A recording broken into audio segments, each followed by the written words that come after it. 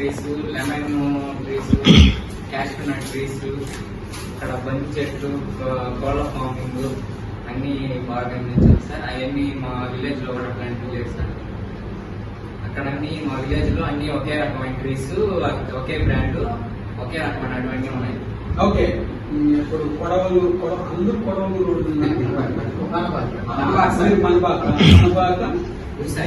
పనబాక జ్యూసాయి.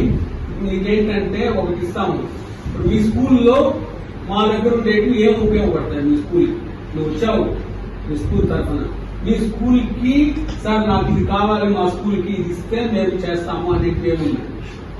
ఇక్కడ పోషకరకమైన trees sir, అవి ఉపయోగపడతాయి సార్. అవి వేస్తావా?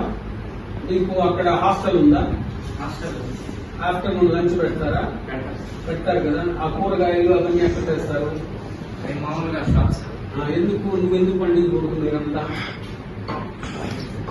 మరి పండిస్తారు. నీళ్లు ఉన్నాయా మీకు? కాంపౌండ్ వాళ్ళు ఉందా మీ స్కూల్కి?